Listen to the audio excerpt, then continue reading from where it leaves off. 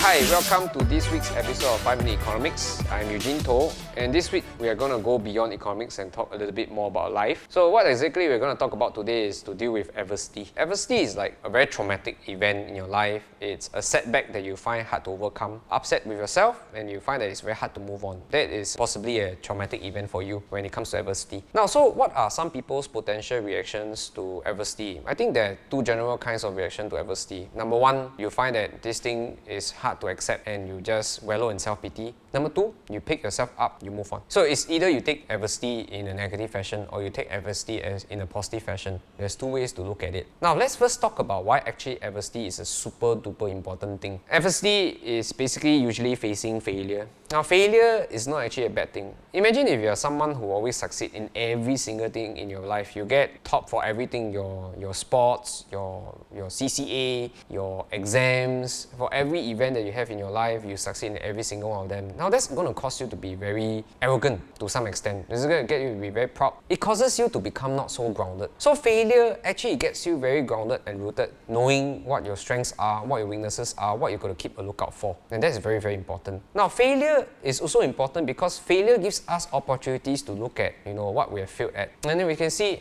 how we can do the next time better. If there is a next time, how do we do it better the following time? So failures gives us an opportunity to reflect and see if there was something wrong with us and how to change and improve from there. I say this because now it is impossible for anyone to not meet any form of adversity at any point in their life. So you gotta meet it, and it's better to meet adversity or failure sooner rather than later, right? Because if you meet it sooner, you can conquer it, you can improve and become better and prevent future such incidents from happening over again. And if it does happen again, and you'll find yourself in a better position to cope and deal with it better. Here's some advice that I have if you actually face an adversity at any point in your life. Okay, the first thing to do is to actually stop, dissect what exactly happened. So look at the whole thing, how it unfolded, and figure out why did things happen this way. If it's my fault, then exactly what did I do that was wrong? If it's not my fault, then we got to accept that some things are just not within our control. But we got to ask ourselves, is there ever any possible way that I can prevent myself from meeting with such a situation again? Can I try to prevent this situation from happening again? And two, we're not asking you to be so logical, so rational that you don't get emotional at all. We're saying that you go ahead and have your emotions. Go ahead, feel upset. Go ahead, feel angry. But don't take any steps or actions until you have calmed down. Until you have let yourself cope with the emotions. You let your emotions out.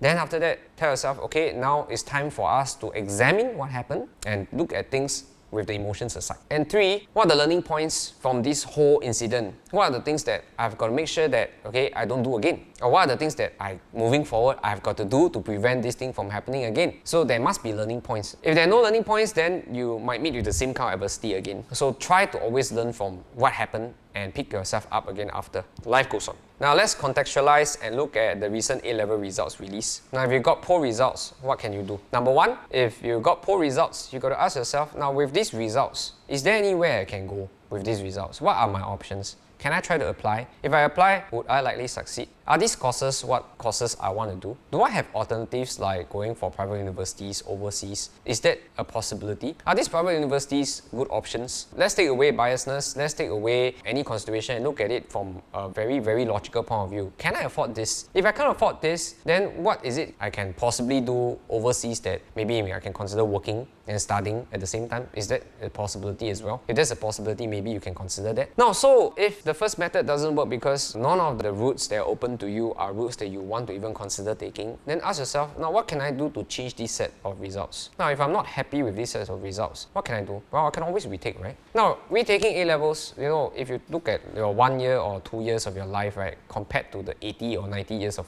your life that you have, right, 1 or 2 more years extra, right, to get to somewhere that you want to be, right, is in the grand scheme of things a very small amount of price to pay. But of course, I'm not asking you to just go and blindly retake the A-levels. I'm telling you that if you want to retake the A-levels, you're going to ask yourself, what am I going to do this round that's going to be different from the previous round? Right, so I hope this video helps you. That's it for this week's episode of 5 Minute Economics. We'll catch you on the next one.